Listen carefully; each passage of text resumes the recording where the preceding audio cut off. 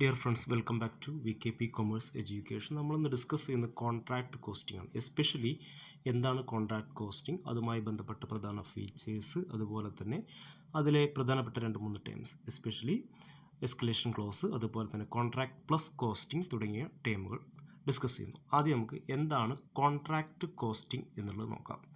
നിങ്ങൾക്കറിയാം, there are different methods of costing അല്ലെങ്കിൽ ടെക്നിക്സുകളുണ്ട് എന്നറിയാം. അതിലേറ്റവും പ്രധാനപ്പെട്ട ഒരു മെത്തേഡ് ഓഫ് കോസ്റ്റിംഗ് ആണ് കോൺട്രാക്ട് കോസ്റ്റിംഗ് എന്ന് പറയുന്നത്. അപ്പോൾ സാധാരണയായിട്ട്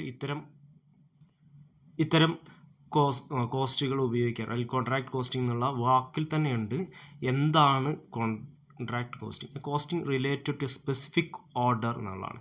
ഒരു കസ്റ്റമറുടെ അയാളുടെ ആവശ്യപ്രകാരം നമ്മൾ നിർമ്മിച്ച് നൽകുന്ന ഒരു പർട്ടിക്കുലർ ആയിട്ടുള്ള സ്പെസിഫിക് ഓർഡറിന് വരുന്ന കോസ്റ്റിനെയാണ് കോൺട്രാക്ട് കോസ്റ്റിംഗ് എന്ന് പറയുന്നത്. Especially civil engineering, construction of dam ആവാം, ബിൽഡിംഗ് ആവാം, റോഡാവാം, ഷിപ്പാവാം, ഇത്തരത്തിലുള്ള കൺസ്ട്രക്ഷനുമായി ബന്ധപ്പെട്ടുള്ള ഏരിയകളിലാണ് നമ്മൾ പ്രധാനമായിട്ടും കോൺട്രാക്ട് കോസ്റ്റിംഗ് എടുക്കുന്നത്. അപ്പോൾ ആ കസ്റ്റമറുടെ കസ്റ്റമൈസ്ഡ് ആയിട്ടുള്ള ഓർഡർ പ്രകാരം നമ്മളൊരു പർട്ടിക്കുലർ ആയിട്ടുള്ള റോഡാവാം, വീടാവാം, ഷിപ്പാവാം, മറ്റെന്തും ആവാം, അത് നിർമ്മിച്ച് നൽകുന്നതിന് വേണ്ടി എത്ര രൂപയ്ക്ക് നിർമ്മിച്ച് നൽകും എന്നുള്ളതും അത് എത്ര ഡ്യൂറേഷൻ കൊണ്ട് നിർമ്മിച്ച് നൽകും എന്നുള്ളത് കൃത്യമായിട്ടുള്ളൊരു കോൺട്രാക്റ്റിൽ ഏർപ്പെട്ടുകൊണ്ട് കോൺട്രാക്ടറും കോൺട്രാക്റ്റിയും തമ്മിൽ ഒരു കോൺട്രാക്റ്റിൽ അല്ലെങ്കിൽ എഗ്രിമെൻറ്റിൽ ഏർപ്പെട്ടുകൊണ്ടാണ് ഈ ഒരു വർക്ക് കംപ്ലീറ്റ് ചെയ്യാം. അപ്പോൾ അതിന് വേണ്ടി വരുന്ന കോസ്റ്റ്, അതിൽ വരുന്ന അയാളുടെ എക്സ്പെൻസസ്, അതുമായി ബന്ധപ്പെട്ട് അയാൾക്ക് കിട്ടുന്ന പ്രോഫിറ്റ്, ഈ തുടങ്ങിയ കാര്യങ്ങളൊക്കെ ഐഡൻറ്റിഫൈ ചെയ്യപ്പെടുന്നതിന് വേണ്ടിയിട്ടാണ് കോൺട്രാക്ട് കോസ്റ്റിംഗ് ഉപയോഗിക്കുന്നത്. Comes to the technical terms, it is a special form of job costing and it is the most appropriate method to be adopted in such industries as building, construction, especially building and construction work. നിങ്ങൾക്കറിയാവുന്ന പോലെ തന്നെയാണ് ബിൽഡിങ്ങിൽ, അതുപോലെ തന്നെ construction വർക്കുകളിൽ, dam തുടങ്ങിയവയൊക്കെ നിർമ്മിക്കുന്നതിലാണ് contract costing പ്രധാനമായിട്ടും ഉപയോഗിക്കപ്പെടുന്നത്. In other words, it is a form of specific order costing which applies where the works is undertaken to customers requirement and each order of long duration as compared to job costing. It is also known as terminal costing. കുറച്ച് ദീർഘകാലമെടുത്ത്, especially ഒരു വർഷത്തിൽ കൂടുതൽ എടുത്തുകൊണ്ടായിരിക്കും ഇത്തരം വർക്കുകൾ complete ചെയ്യുക. അതുകൊണ്ട് തന്നെ അത് വലിയൊരു എമൗണ്ട് സ്പെൻഡ് ചെയ്തിട്ടുള്ള വർക്കുകളായിരിക്കും. കൃത്യമായിട്ട് ഘട്ടങ്ങളായിട്ട് ഓരോ ഘട്ടങ്ങളിൽ നമ്മൾ എന്ത് ചെയ്യേണ്ടി വരും, കോൺട്രാക്റ്റ് എടുത്തിട്ടുള്ള കോൺട്രാക്ടർക്ക് ഈ എമൗണ്ട് ഘട്ടമായിട്ട് അവരുടെ വർക്ക് കംപ്ലീറ്റ് ചെയ്യുന്നതിനനുസരിച്ച് നൽകേണ്ടിയിരിക്കും എന്നുള്ളതൊക്കെ ഈ ഒരു പർട്ടിക്കുലർ ആയിട്ടുള്ള കോൺട്രാക്ട് കോസ്റ്റിങ്ങിൻ്റെ പ്രത്യേകതയാണ്. ഇനി നമുക്ക് അതിൻ്റെ ഏറ്റവും പ്രധാനപ്പെട്ട ഫീച്ചേഴ്സ് നോക്കാം. ഫീച്ചേഴ്സ് പറയുന്നതോടുകൂടി എന്താണ് കോൺട്രാക്ട് കോസ്റ്റിംഗ് എന്നുള്ളതിൻ്റെ കൃത്യമായൊരു ധാരണ നിങ്ങൾക്കുണ്ടാവും. Each contract itself is a cost unit. Contract ആണ് അവിടെ കോസ്റ്റ് യൂണിറ്റ്, അല്ലെങ്കിൽ ആ വർക്ക് പ്ലേസ് ആയിരിക്കും അവിടുത്തെ കോസ്റ്റ് യൂണിറ്റ് എന്ന് പറയുന്നത്. അപ്പോൾ ഓരോ കോൺട്രാക്റ്റും ഡിഫറെൻ്റ് ആയിരിക്കും. ഒരു കോൺട്രാക്ടർക്ക് ഒന്നിലേറെ കോൺട്രാക്റ്റ് ഉണ്ടെങ്കിൽ ഓരോ കോൺട്രാക്റ്റും വ്യത്യസ്തമായിരിക്കും. കാരണം ഓരോ കോൺട്രാക്റ്റിയുടെയും ആവശ്യകത അല്ലെങ്കിൽ അയാളുടെ കസ്റ്റമൈസേഷൻ എന്ന് പറയുന്നത് ഡിഫറെൻ്റ് ആയിരിക്കും. ഒരു കോൺട്രാക്റ്റിയുടെ അല്ലെങ്കിൽ ആരാണോ പണിയെടുപ്പിക്കുന്നത് അല്ലെങ്കിൽ ആർക്ക് വേണ്ടിയിട്ടാണോ പണിയെടുക്കുന്നത് അയാളുടെ ആവശ്യമായിരിക്കില്ല മറ്റൊരു ആൾക്ക്. എസ്പെഷ്യലി നമ്മളൊരു വീട് നിർമ്മാണമാണെങ്കിൽ ഒരു വീടിൽ നിന്ന് വ്യത്യസ്തമായിരിക്കും അടുത്ത വീടിൻ്റെ വർക്ക്. അപ്പോൾ each contract itself is a cost unit. Work is executed at customer site. കസ്റ്റമറുടെ സൈറ്റിലായിരിക്കും എന്ത് ചെയ്യുക, വർക്ക് എക്സിക്യൂട്ട് ചെയ്യുന്നത്. അടുത്തത് the existence of sub contract. ഒരു കോൺട്രാക്ട് എടുക്കുന്ന ആൾ മെയിൻ കോൺട്രാക്ടറും അയാളുടെ കീഴിൽ അല്ലെങ്കിൽ അയാൾ മറ്റൊരാൾ വഴിയാണ് പണിയെടുപ്പിക്കുന്നതെങ്കിൽ സബ് കോൺട്രാക്ടറും ഉണ്ടായിരിക്കും. അപ്പോൾ സബ് കോൺട്രാക്ടിനുള്ള സാധ്യത അവിടെ ഉണ്ട് എന്നുള്ളത്. അപ്പോൾ പ്രധാന റോഡുകളൊക്കെ മെയിൻ കോൺട്രാക്ടേഴ്സ് എടുത്തതിന് ശേഷം അത് സബ് കോൺട്രാക്ട് നൽകി എടുക്കാറാണ് പതിവ്. അതുപോലെ തന്നെ കൺസ്ട്രക്ഷൻ വർക്കിൽ, വീട് നിർമ്മാണവും അതുമായി ബന്ധപ്പെട്ട സബ്ബായിട്ടുള്ള ഓരോ വർക്കും, ഇപ്പോൾ ഏറ്റവും താഴത്തെ തറപ്പണി മുതൽ അടുത്ത ചുമര് നിർമ്മാണം, അതിനുശേഷമുള്ള പ്ലാസ്റ്ററിങ്, ഇതൊക്കെ എന്ത് ചെയ്യുന്നുണ്ട്, സബ് കോൺട്രാക്റ്റ് ആയിട്ട് നൽകാറുണ്ട് എന്നുള്ള. Most of the expenses include upon the contracts R direct. എല്ലാം ഡയറക്റ്റ് എക്സ്പെൻസസ് ആയിരിക്കും കൂടുതലായിട്ട്. ഇൻഡയറക്റ്റ് ആയിട്ടുള്ള ഓഫീസ് വർക്കുകളൊന്നും തന്നെ ഇതിൽ അധികം ഉണ്ടായിരിക്കില്ല. ഡയറക്റ്റ് ആയിട്ടുള്ള മാനുഫാക്ചറിങ് റിലേറ്റഡ് ആയിട്ടുള്ള എക്സ്പെൻസ് ആണ് ഇവിടെ കൂടുതലായിട്ട് വരുന്നത്.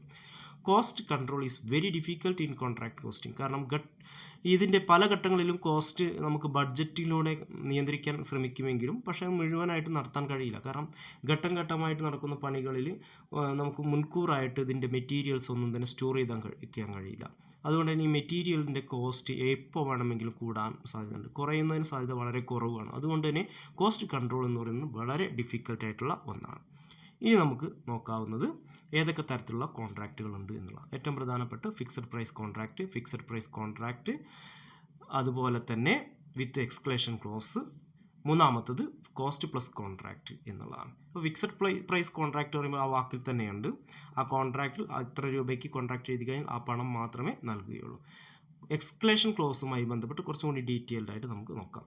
എക്സ്ക്ലേഷൻ ക്ലോസിൽ ഉദ്ദേശിക്കുന്നത് നമ്മൾ ഇപ്പോൾ കോൺട്രാക്റ്റിൽ ഏർപ്പെടുമ്പോൾ ഒരു നിശ്ചിത സംഖ്യയ്ക്ക് ആ കോൺട്രാക്റ്റിൽ ഏർപ്പെട്ടു, പക്ഷേ അതിനുശേഷം അതിന് ഉപയോഗിക്കുന്ന മെറ്റീരിയൽസിൽ വില വർധനവ് വരുന്നത് മൂലം കോൺട്രാക്റ്റിൻ്റെ കോസ്റ്റ് ആ ഫിക്സഡ് അല്ല എങ്കിൽ അധികമായി വരുന്ന കോസ്റ്റുകൾ, അല്ലെങ്കിൽ മെറ്റീരിയൽ ആവാം മറ്റെന്തെങ്കിലും കോസ്റ്റുകളാവാം, ആ കോസ്റ്റ് കോൺട്രാക്റ്റ് അല്ലെങ്കിൽ കോൺട്രാക്റ്റ് കൊടുത്ത ആൾ ഏറ്റെടുത്തോളാം, അല്ലെങ്കിൽ അത് മേക്കപ്പ് ചെയ്തോളാം, അല്ലെങ്കിൽ അതുകൂടി അതിനുള്ള പ്രോഫിറ്റ് കൂടി അയാൾക്ക് നൽകിക്കോളാം എന്നുള്ളൊരു ക്ലോസ് വെക്കുകയാണെങ്കിൽ ദാറ്റ് ഈസ് എസ്കലേഷൻ ക്ലോസ് എന്ന് പറയാം. ഫോർ എക്സാമ്പിൾ, വീട് നിർമ്മിക്കാൻ ആരംഭിക്കുന്ന ആ സമയത്ത്, തറപ്പണി തുടങ്ങുന്ന സമയത്ത് പോലും, ഫൗണ്ടേഷൻ കയറുന്ന സമയത്ത് പോലും ഫോർ എക്സാമ്പിൾ സിമെൻറ്റിൻ്റെ വില അല്ലെങ്കിൽ കമ്പിയുടെയോ മറ്റേതെങ്കിലും മെറ്റീരിയൽസോ ലേബറിൻ്റെയോ കോസ്റ്റ് ആയിരിക്കില്ല പണി തുടങ്ങിക്കഴിഞ്ഞാൽ. സിമെൻറ്റിൻ്റെ വില അല്ലെങ്കിൽ കമ്പിയുടെ വിലയ്ക്ക് എന്ത് ചെയ്യും, ഘട്ടങ്ങളായിട്ട് കൂടുകയാണ് ചെയ്യുക. അപ്പോൾ സ്വാഭാവികമായിട്ടും അയാൾ എഗ്രിമെൻ്റ് എഴുതിയിട്ടുള്ള കോസ്റ്റിലെ പണിക്ക് തീർക്കാൻ കഴിയില്ല. അതുകൊണ്ട് എത്രയാണോ കൂടി വരുന്ന സംഖ്യ ഈ ഒരു വർക്ക് നൽകിയ ആൾ, ഓണർ നൽകിക്കൊള്ളാം എന്നുള്ളൊരു ക്ലോസ് വയ്ക്കുകയാണെങ്കിൽ അതിനെന്ത് പറയാം, എസ്കലേഷൻ ക്ലോസ് എന്ന് പറയാം. അപ്പോൾ അതിൻ്റെ ഡീറ്റെയിൽഡ് ആയിട്ടുള്ള ഭാഗത്തിലേക്ക് നോക്കാം. Price of a contract is fixed on the basis of the estimated cost of the contract. If the cost of the contract increase due to increase in the cost of material and labor, it will result in fall in the profit, even loss to the contractor. സാധനങ്ങൾ material ആവാം അല്ലെങ്കിൽ labour ആവാം, മറ്റെന്തെങ്കിലും വിലവർദ്ധനവ് കാരണം നഷ്ടം സംഭവിക്കുകയാണ് എങ്കിൽ അതേ കോൺട്രാക്റ്റിൽ തന്നെ എഗ്രിമെൻ്റ് ഉണ്ട് എങ്കിൽ usually contains a clause to protect the contractor from the increase in the price of a material and labour. Such clause is called escalation clause. ആ ഒരു കോൺട്രാക്റ്റിൽ ഒരു ക്ലോസ് വെക്കുകയാണ്, ഒരു സ്റ്റേറ്റ്മെൻറ്റ് വെക്കുകയാണ്. എന്താണ്, ഇത്തരത്തിൽ ഏതെങ്കിലും തരത്തിലുള്ള നഷ്ടം ഈ കോൺട്രാക്ടർക്ക് ഉണ്ടാവുകയാണെങ്കിൽ ആ കോൺട്രാക്റ്റിൽ വരുന്ന നഷ്ടം ഉടമസ്ഥൻ, ആരാണോ കോൺട്രാക്റ്റ് നൽകിയിട്ടുള്ള കോൺട്രാക്റ്റ് മേക്കപ്പ് ചെയ്തോളാം എന്ന് പറയുകയാണെങ്കിൽ അതിനെന്ത് പറയാം, escalation clause. A contract costing with escalation clause, അല്ലെങ്കിൽ ഒരു കോൺട്രാക്റ്റ് വിത്ത് എസ്കലേഷൻ ക്ലോസ് എന്ന് പറയാവുന്നതാണ്. Escalation clause is a clause in the contract agreement to accommodate variation in the cost of material and labour due to market fluctuation. മാർക്കറ്റിൽ ഇതിൻ്റെയൊക്കെ വില കൂടുന്നതിനനുസരിച്ച് ഉണ്ടാകുന്ന മാറ്റങ്ങൾക്കനുസരിച്ച് എത്രയാണോ ഇയാൾക്ക് അല്ലെങ്കിൽ കോൺട്രാക്റ്റ് എടുത്ത ആൾക്ക്, കോൺട്രാക്ടർക്ക് വരുന്ന നഷ്ടം അത് ഇയാൾ നികത്തിക്കൊള്ളാം എന്ന്, അതായത് ഈ പർട്ടിക്കുലർ ആയിട്ടുള്ള കോൺട്രാക്റ്റ് കൊടുത്ത ആൾ നികത്തിക്കൊള്ളാം എന്ന് ഉറപ്പുവരുത്തുന്നതാണ് എസ്കലേഷൻ ക്ലോസ് കൊണ്ട് ഉദ്ദേശിക്കുന്നത്. ഓക്കെ, അടുത്തൊരു ടേമാണ് cost plus contract. Cost plus contract എന്ന് പറയുമ്പോൾ നമുക്ക് പറയാം കോൺട്രാക്റ്റിൻ്റെ ഒരു cost plus something is profit. അതായത് ചില കോൺട്രാക്റ്റുകളുടെ കോസ്റ്റ് മുൻകൂട്ടി നിശ്ചയിക്കാൻ കഴിയാത്ത സാഹചര്യം ഉണ്ടാകുന്നു. അതായത് കോൺട്രാക്റ്റിന് ഇത്ര രൂപ വരും എന്നുള്ളത് അവർക്ക് മുൻകൂട്ടി പ്രിഡിക്റ്റ് ചെയ്യാൻ കഴിയാത്ത സാഹചര്യങ്ങളിൽ ആക്ച്വലായിട്ട് എത്ര കോസ്റ്റ് സംഭവിച്ചോ പ്ലസ് അതിൻ്റെ കൂടെ സർട്ടൻ പെർസെൻറ്റേജ് പ്രോഫിറ്റ് കൂടി ആഡ് ചെയ്യുന്നതിനാണ് കോസ്റ്റ് പ്ലസ് കോൺട്രാക്റ്റ് എന്ന് പറയുന്നത്. അതായത് it is very difficult to estimate the cost in advance for special contracts. Under this contract, the contractor is paid the actual cost incurred by him and reasonable margin of profit. അപ്പോൾ ഏതെങ്കിലും കോൺട്രാക്റ്റിൽ ഇത്ര രൂപ ഇതിന് ചിലവാകുമെന്ന് മുൻകൂട്ടി പറയാൻ കഴിയുന്ന ഏതെങ്കിലും specific ആയിട്ടുള്ള യുണീക്കായിട്ടുള്ള കോൺട്രാക്റ്റുകൾ ഉണ്ട് എങ്കിൽ അത്തരം കോൺട്രാക്റ്റുകളിൽ ആക്ച്വൽ കോസ്റ്റ് എന്താണോ കോൺട്രാക്ടർക്ക് വന്നിട്ടുള്ളത് പ്ലസ് സർട്ടൻ സപ്പോസ് 10% or 20% കൂടി അഡീഷണൽ പ്രോഫിറ്റ് കൂടി വെച്ച് നൽകുന്നതിനെയാണ് എന്ത് പറയുന്നത്, കോസ്റ്റ് പ്ലസ് കോൺട്രാക്റ്റ് എന്ന് പറയുന്നത്. Such a contract is called cost plus contract. Benefit to both contractor and contractee. കാരണം ഇത് രണ്ടു കൂട്ടർക്ക് ബെനിഫിറ്റാണ്. കോൺട്രാക്റ്റിക്ക് ഒരു ഓവറായിട്ടുള്ള ഒരു എന്താ പറയുക, കയ്യിൽ നിന്ന് നഷ്ടം വന്നു എന്നൊരു തോന്നൽ വരില്ല.